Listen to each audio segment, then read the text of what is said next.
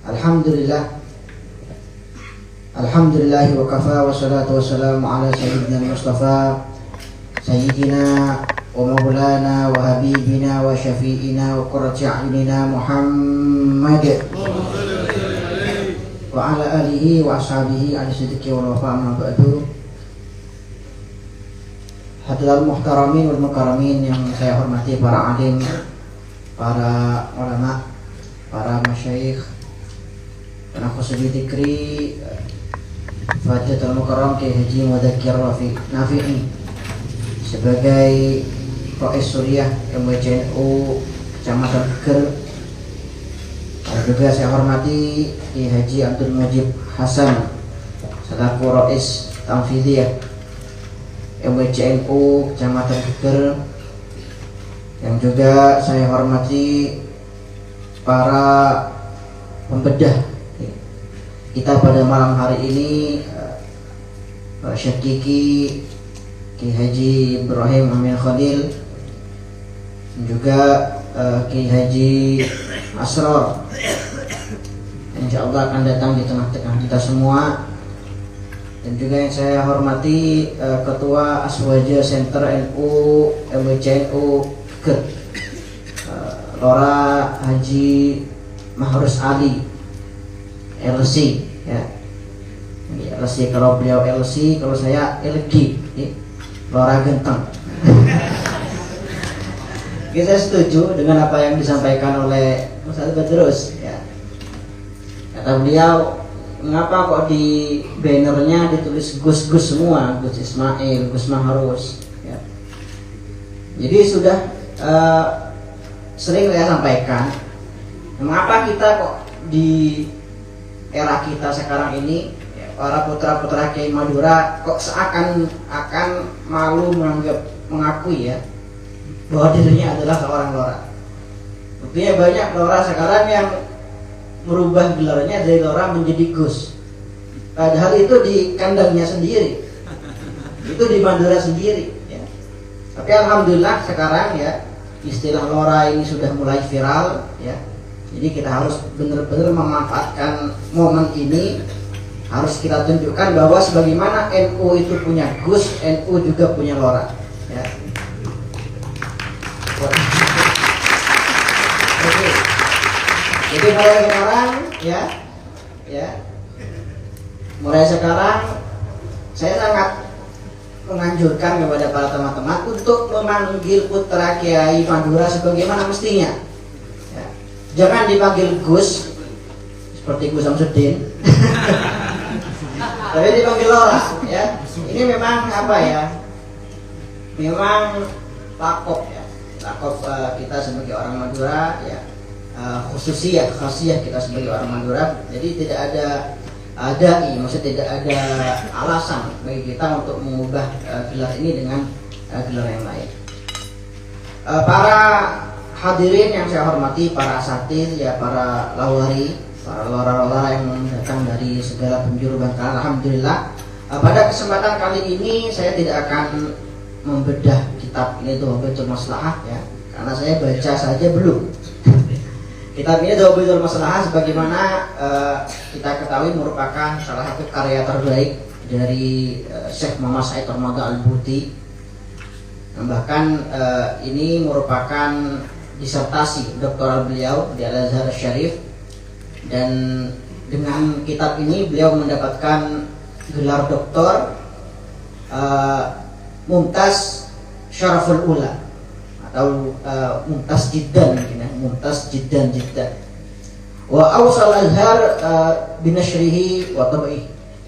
Dan Universitas Al-Azhar merekomendasikan kitab ini untuk dicetak dan disebarkan seluas-luasnya. Jadi ini merupakan salah satu karya yang paling fenomenal dari ulama kebanggaan kita pada zaman sekarang, ya, almarhum Syekh Muhammad Said bin Ramadan Al-Buti. Tapi pada kesempatan kali hari ini saya akan membahas kilas tentang manaqib Syekh Buti, yang mungkin ada dari panjenengan semua yang belum kenal siapa itu sosok Syekh Buti. Jadi saya pertama kali mengenal Syekh Buti itu ketika saya mondok di Sarak. Pada waktu itu jujur pertama kali saya ini gak respect kepada Syekh Buti, atau mungkin bisa dikatakan sedikit kesal kepada Syekh Buti. Mengapa? Karena waktu itu ya ketika saya menurut di Sarang kelas 5 atau kelas 6 muhadharah, itu beliau dikaji ya, dikaji fiqh sirah ya, kitab salah satu kitab beliau yang paling fenomenal, fiqh sirah. Itu kitab beliau fiqh sirah ini sangat sulit sekali, sangat jelimet sekali, gak bisa dimaknai utawi iki-iku. Pokoknya sangat sulit sekali. Waktu itu saya ingat yang mengajar Gus saya ya, Kiai Haji Abdul Ghafur Maimun lulusan Azhar. Bagi beliau ya menerangkan kitab ini sangat-sangat mudah, tapi bagi saya waktu itu ya, ini maknanya sangat sulit sekali. Karena apa? Karena beliau menggunakan bahasa Arab yang kontemporer dalam kitab-kitab beliau. Terlebih juga Syekh Buti takhususnya atau jurusannya ketika beliau kuliah itu adalah jurusan adab atau jurusan sastra. Nah, Syekh Buti ini sekilas tentang sejarah beliau. Lahir di Jazirah Buton ya. Jadi Syekh Buti ini bukan asli Suriah. Jazirah Buton atau yang dinamakan sebagai Jazirah Ibnu Umar. Oleh karena itu beliau dinamakan Al-Buti. Ini nisbat kepada Pulau Buton atau sekarang dinamakan Kisri.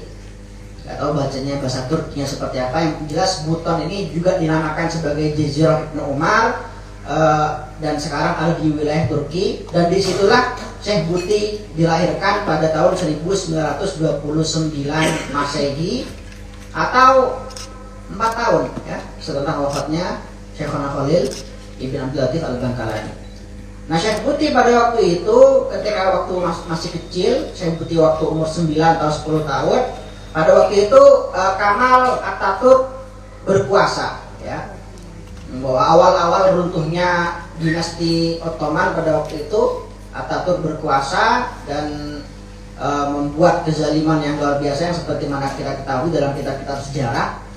Akhirnya ayah dari Syekh Muhammad Said Ramadan Al-Buti ya, karena nama beliau itu bukan Syekh Ramadan Al-Buti ya. Ramadan Al-Buti ini nama ayah beliau, Mullah Ramadan Al-Buti, nama ayah dari Syekh Buti. Kalau nama dari Syekh Buti ini ketika lahir adalah Fudel. Tapi ketika dinamakan Fudel karena ayah beliau sangat mengidolakan sosok Fudel ibn Iyad ya, tokoh tasawuf terkenal.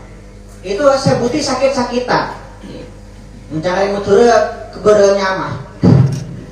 Akhirnya setelah sowan kepada guru ayahnya yaitu Syekh Muhammad Said, oleh beliau disuruh ganti namanya jadi Muhammad Said. Jadi Muhammad Said Ibn Ramadan Al-Buti. Nah, Syekh Mullah Ramadan ini seorang wali besar, juga seorang ulama bermadzhab Syafi'i pada waktu itu ya di Jazirah Buton. Itu memilih untuk hijrah ya, memilih untuk hijrah yang mana kisah dari beliau ini sangat-sangat luar biasa dan bagi saya merupakan karya Syekh Buti yang paling nyaman dibaca, paling gampang dibaca dan paling berkesan bagi saya itu adalah kitabnya Hadza Walidi. Ya, kitabnya beliau Hadza Walidi sudah diterjemahkan alhamdulillah oleh Ustaz alumni Sidogiri ya. Ustaz Anas ya, di judul apa? Is My Father judulnya. Kalau bagi yang mau beli nanti kayaknya disiapkan gitu. Boleh, ini gratis. Itu kitab Hadza Walidi. Di situ beliau menjelaskan tentang kisah-kisah masa kecil beliau, bagaimana ayah beliau mendidik beliau dengan didikan yang sangat luar biasa. Yang jelas Syekh Buti ketika umur 10 tahun hijrah, ya, hijrah dengan perjalanan yang sangat dramatis. Beliau ceritakan dalam kitabnya Hadza Walidi dari Turki hijrah ke Suriah. Di Suriah itu akhirnya ayahnya mulai dikenal ya sebagai seorang alim Syafi'i. Meskipun Syekh Buti ini bukan berdarah Arab, Syekh Buti ini dari suku Kurdistan. Jadi dari suku Kurdi Syekh Buti. Nah, akhirnya disitulah Syekh Buti akhirnya mulai mondok ya. Waktu itu mondok beliau bercerita sendiri dalam kitabnya Hadza Walidi ketika teman-temannya bekerja, ketika teman-temannya kuliah, Syekh Buti justru dimasukkan oleh ayahnya ke pondoknya Syekh Hasan Haban Nakah pada waktu itu. Ya, pondoknya Syekh Hasan Haban Nakah, pondok atau Taujih Al-Islami. Akhirnya beliau berkata, waktu itu saya sering dibully ya, ketika saya pulang sama teman-teman saya yang sekolah, sama teman-teman saya yang bekerja ya. Katanya buat apa kamu mondok ya? Udah gak usah terlalu alim zaman sekarang, gak usah ngaji Quran cukup, bisa ngaji Quran dia sholat cukup. Buat apa kok dari ilmu agama ya terlalu jauh? Gak usah. Nanti kamu kalau pondok kemungkinan besar kamu akan jadi dua ya. Kalau gak tukang azan, tukang mandiin mayit. Itu kata teman-teman Syekh Buti. Tapi waktu itu yang membuat Syekh Buti tetap teguh ya, tetap intinya teguh, tetap kokoh, istiqomah mencari ilmu agama Allah Subhanahu wa taala. Itu adalah pesan ayah beliau pada waktu itu. Ayahnya beliau berpesan, "Wahai anakku, andaikan aku tahu bahwa jalan menuju Allah Subhanahu wa taala itu ada dalam menyapu sampah, maka akan aku jadikan engkau tukang sampah. Akan tapi aku tahu bahwa jalan terdekat menuju Allah Subhanahu wa taala adalah dalam mencari ilmu-ilmu agamanya. Oleh karena itu aku memilihkan untukmu jalan ini, yaitu jalan mencari ilmu agama." Nah, Syekh Buti waktu itu setelah mondok di Syekh Hasan Habanaka, kemudian beliau menikah ya. Syekh Buti menceritakan juga dalam kitabnya Hadza Walidi, beliau dipaksa menikah oleh ayahnya ketika umur beliau 18 tahun ya, ketika umur beliau 18 tahun, karena ayah beliau sangat khawatir di zaman yang serba rusak pada waktu itu, padahal belum ada sosmed ya, belum ada YouTube, belum ada TikTok ya, Papanli belum ada. Tapi ayahnya sangat terpengaruh ya oleh hadis yang beliau baca dalam kitab Ihya. Beliau mengatakan, "Man wulida lahu walad," siapa orang yang mempunyai anak maka dia punya tanggung jawab, "Fal yuhsin ismahu adabahu," berikanlah dia nama yang baik, ajarkanlah dia tata krama yang baik, adab yang baik. "Wal yuzawwijhu idza balagh," ketika balik maka nikahkanlah. Orang tua menikahkan putranya ketika sudah balik. Fa idza balagha wa lam yuzawwijhu fa asaba isman fa innama ismuhu ala walidih. Itu dikatakan. Ketika ada anak sudah balik dan sudah siap menikah sedangkan orang tua tidak kunjung menikahkan anaknya, maka yang menanggung dosa ketika anaknya jatuh ke dalam kemaksiatan adalah orang tuanya. Nah, dari hadis itu akhirnya orang tua sang ayah khawatir, memaksa Syekh Buti untuk menikah pada usia 18 tahun. Nah, ketika itu Syekh Buti masih belum punya keinginan sama sekali untuk menikah, tidak punya hasrat sama sekali, hilok keren istilahnya. Thank you. Akhirnya ketika itu Syekh Buti pada malam pertama ya, itu pada malam pertama Syekh Buti belum menikmati malam pertamanya. Akhirnya ketika subuh sebelum subuh ya, tiba-tiba diketuk pintunya oleh ayahnya ya, Said, yang namanya beliau Said, panggilannya Said. Kaget Syekh Buti, ada apa ayah, kok subuh kok datang ke kamar ya? Padahal ini malam pertama. Nah, ketika dibuka, kemudian ayahnya itu bercerita kepada Syekh Buti bahwa tadi malam aku bermimpi bahwa Rasulullah SAW datang ke rumah kita bersama para sahabat, dan beliau berkata, kami datang ke sini untuk mengucapkan selamat kepada Said atas pernikahannya. Ini Syekh Muhammad Said Al-Buti, dan ayahnya yang sangat luar biasa, bisa dibaca dalam kitabnya Hadza Walidi, PDF-nya juga sudah banyak, yang mau terjemahnya juga sudah ada. Syekh Buti kemudian menjadi seorang ulama yang makin alim ya, setelah beliau belajar di Al-Azhar, kemudian beliau juga menjadi dekan di Universitas Damaskus, dan Syekh Buti menjadi ulama yang sangat-sangat produktif ya. Bahkan tidak berlebihan jika banyak orang di zaman sekarang menjuluki beliau sebagai Ghazali hadzal zaman, yaitu Imam Ghazali zaman sekarang. Karena memang peran yang diambil oleh Imam Ghazali pada zamannya itu juga dilakukan oleh Syekh Buti pada zaman sekarang ini. Banyak sekali permasalahan filsafat yang belum bisa dijawab oleh Imam Ghazali, itu dijawab oleh Syekh Buti dalam kitab-kitab beliau. Kitab-kitab beliau saya katakan tadi merupakan kitab-kitab yang berat ya, seperti Kubrul Yakiniyat, Dawabitul Maslahah. Juga ada kitab yang jadi kurikulum di sana di Yaman di Darul Mustafa, Hakada Fanadu Islam. Juga ada kitab beliau Qadaya Sakinah, kitab Hadzal Walidi. Bahkan beliau juga pernah menerjemahkan novel cinta yang namanya novel Mamuzen. Itu kisah nyata antara dua orang bernama Mamu dan Zen. Itu kisah nyata di daerah Jazirah Rumah di pulau kelahiran Syekh Buti. Jadi Syekh Buti ini merupakan ulama yang bagi saya ini pemikirannya kalau di Indonesia ini sangat NU banget. Ya, beliau ini tidak mau terprovokasi oleh hal apapun. Ya. Beliau menghadapi semua sesuatu dengan bijak. Bahkan ketika konflik Suriah meletus, itu beliau bukannya pro pemerintah, ya, bukan penjahat pemerintah, tapi beliau ingin menjembatani antara masyarakat dan pemerintah. Jadi sebelum ada propaganda media, Syekh Buti dulu sebelum beliau wafat sudah mewanti-wanti ya, bahwa konflik ini adalah konflik yang dipicu oleh orang ketiga. Beliau menyebut nama waktu itu ya, bahwa konflik Suriah ini, perang saudara yang terjadi di Suriah ini disebabkan oleh Bernard Levy, kata beliau. Dan Syekh Buti ini pemikirannya sama seperti Habib Al-Jufri. Ya, Habib Al-Jufri, murid beliau, pemikirannya banyak sekali terpengaruh dengan Syekh Buti. Bahkan Syekh Buti ketika waktu itu muncul ya, viral karikatur Denmark, dan Syekh Buti sangat marah waktu itu dan mengatakan pada umat Islam, mengajak umat Islam untuk boikot total produk-produk Denmark. Pada akhirnya Syekh Buti meminta maaf ya, karena beliau menyadari bahwa karikatur Denmark itu adalah sebuah propaganda. Diceritakan kemarin oleh Habib Ali ya, kisah singkatnya. Jadi yang menerbitkan karikatur yang melecehkan Rasulullah SAW di Denmark itu adalah majalah ecek-ecek lah ya.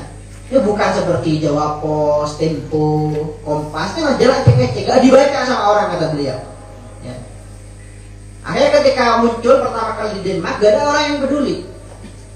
Baru suatu ketika ya, ada utusan ya, itu dari Amerika yang pro Israel, itu diutus ke Denmark dan mengambil karikatur itu, diterbitkan di Washington ya. Akhirnya 6 bulan kemudian kartun itu viral ya. Kartun melecehkan Rasulullah. Akhirnya ya, umat Islam di seluruh dunia marah.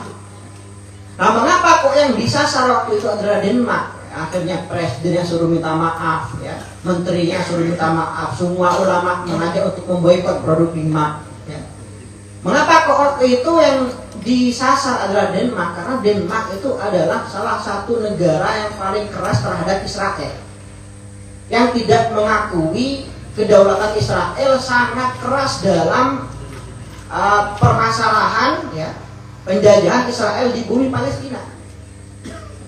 Nah, akhirnya berhasil propaganda yang dilakukan oleh duta dari Amerika yang ingin mengadu domba ya, antara Denmark dengan umat Islam, dan akhirnya meletuslah ya kejadian pada waktu itu yang kita tahu semua pada tahun 2006.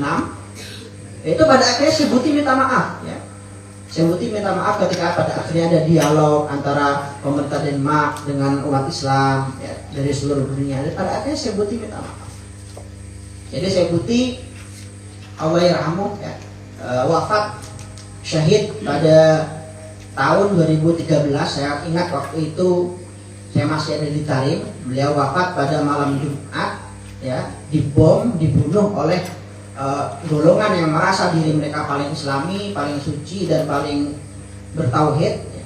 Dan mereka mengatasnamakan pembunuh itu sebagai jihad ya. Sampai sekarang ada ya, pernyataan resmi dari para pembunuh Syekh Buti. Mereka dengan bangga mengatakan kami telah membunuh seorang ulama sub ya, menurut bahasa mereka.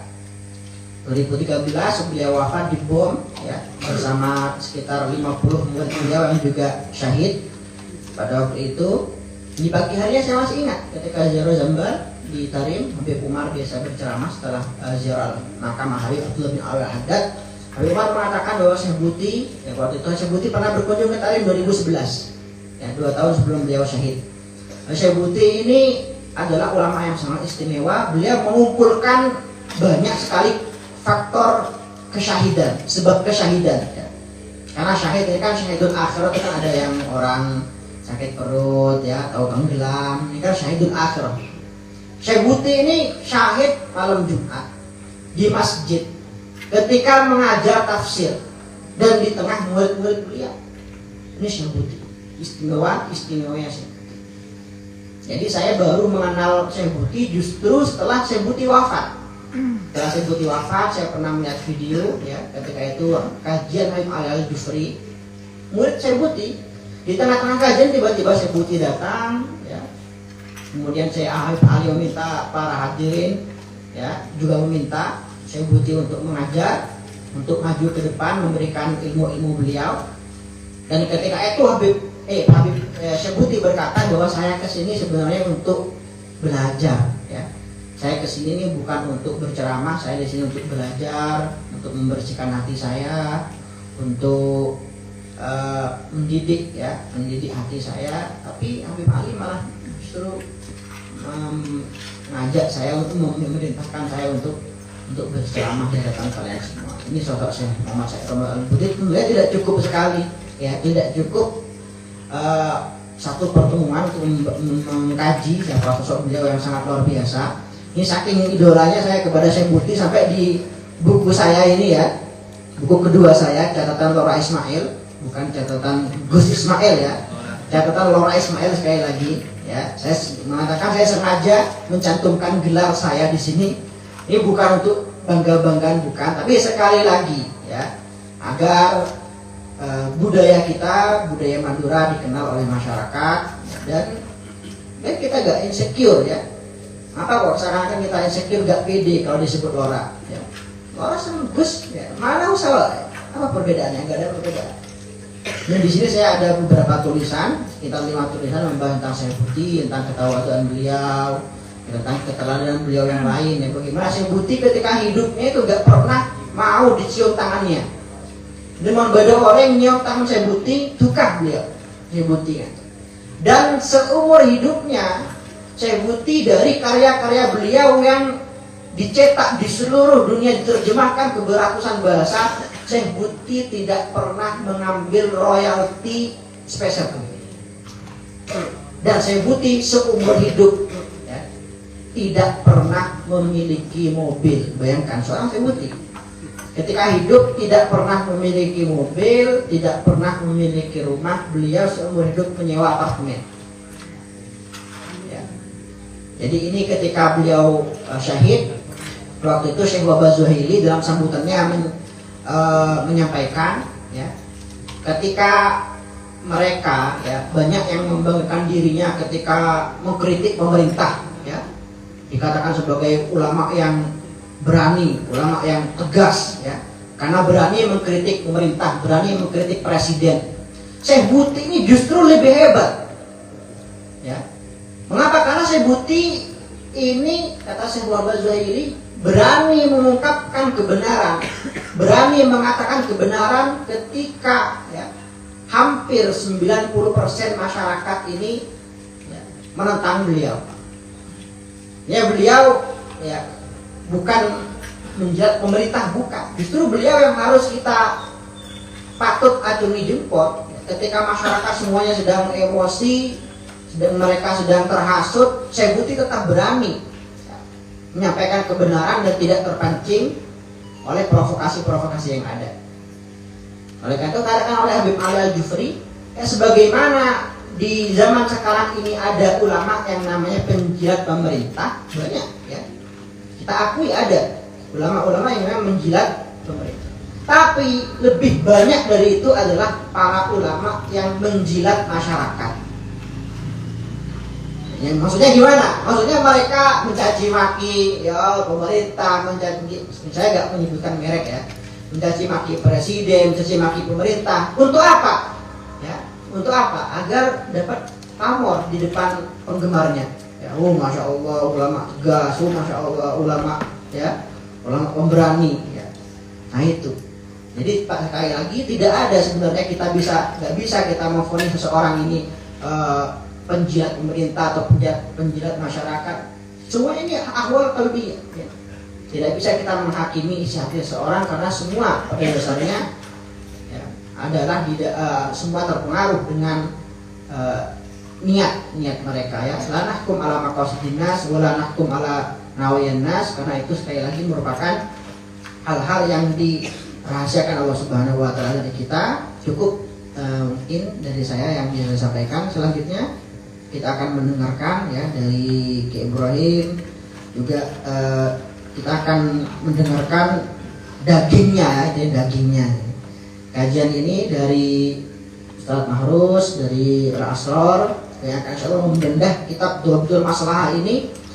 Memang kitab Dhawabitul Maslahah ini sekali lagi mengapa kok Al-Azhar Syarif merekomendasikan kitab ini untuk disebarkan, karena memang banyak sekali ilmu-ilmu baru ya yang dicetuskan oleh Syekh Buti ya, teori-teori baru, gagasan-gagasan baru yang disampaikan oleh Syekh Buti dalam kitabnya ini Dhawabitul Maslahah ya. Sekian dari saya. Assalamualaikum warahmatullahi wabarakatuh. Waalaikumsalam warahmatullahi wabarakatuh. Disampaikan terima kasih pada beliau. Mudah-mudahan kita bisa mengambil pelajaran dari riwayat hidup Allahu yarham Syekh Said Ramadan Al-Buti.